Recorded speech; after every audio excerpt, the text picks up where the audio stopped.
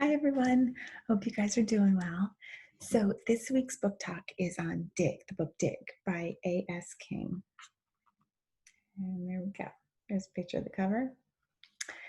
And Dig was published in 2019 and it has received multiple awards, including the Prince Award. Yes, this is our Prince 2020 Prince Award winner. Yay! So on the book cover is an image of a potato and not the potato underground, so not the leafy green part on the top. And that kind of got me thinking, marveling actually, about the potato. A little cutie, right?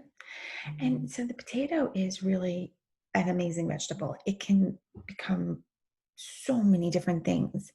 You can slice it and fry it and make a delicious potato chip. You can boil it and mash it and make mashed potatoes.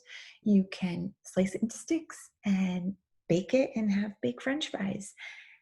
And for all my fellow Jerseyans, you can get the French fries and you can put some cheese and brown gravy for the yummy, delicious disco fries. So really, the potato, it would be like, if it were to get an award, it would be something like a Prince Award because it's just fabulous and can become so many things. And on reflecting on this, it's actually really poignant for the story. So Dig is set in a Pennsylvania suburb, much like ours, the one we live in now. And you're going to meet Martha and Godfrey Hemmings. And they're an older couple who they have children, but the children have left the nest. You're also going to meet the shoveler, the freak, Malcolm, can I help you? Loretta, their families, and Jake and Bill. And you're going to go through their daily lives for about a few months up until Easter. And so Dig is, as a story, it's chaotic. It bounces around from character to character, and it jumps here there. And from reading more about A.S. King, that's a characteristic of her writing style. It's complex and it's confusing, and there's surrealistic elements to it. It weaves together really serious, heavy topics: racism, white supremacy, abuse, family dysfunction, mental health, sex, and sexuality. So why am I recommending it? Because I can't get it out of my head. I'm reading it when I started to read it, and I was like, oh, this is so frustrating. Can't follow it. And then all of a sudden, boom, they come together, the blender, and I'm hooked. And I can't get it out of my head. It's like the proverbial cognitive P. And it's so. What does this have to do with the potato? Well, much like a potato, each character is given the family genes, and so we all come from our families and our genetics.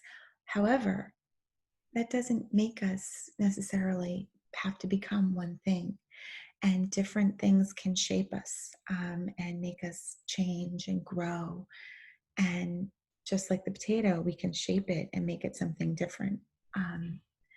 So this book is really ideal for a reflective reader, looking for a deep dive into complex issues and relationships. You'll want to connect the story. You want to give yourself time to connect the story to different things and give it different meanings. We have it at the library, so definitely come check it out. But you're going to read this more than once. You're going to read this more than twice. You're going to read this multiple times. So it's, think about if you need to, it might be worth the purchase. So I look forward to talking with you. Come by, say hello. We'll have a chat, and talk to you soon. Take care.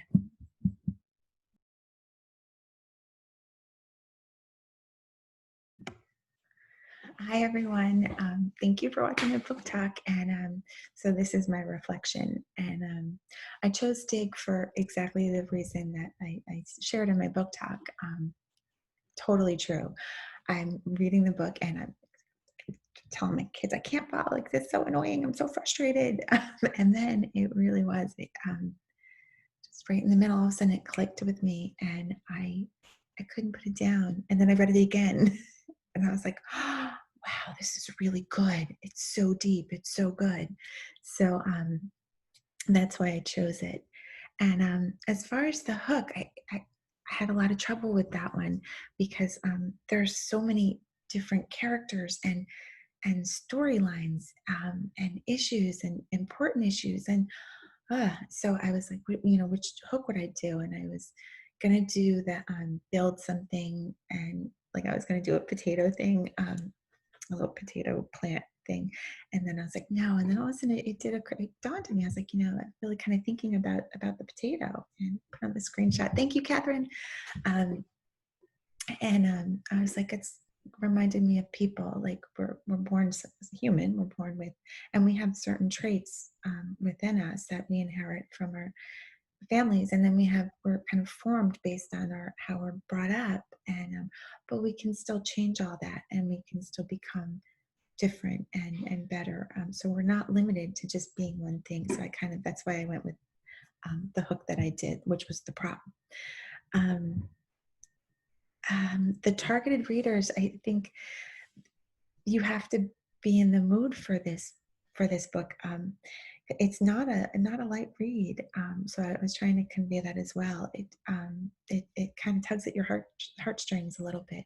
It reminded me of a few summers ago. I was like, oh, I'm going to read from Remember the Mulvaneys, and oh my gosh, I was like depressed for 2 days. Like it really was like it made me think. And so this is kind of along those lines.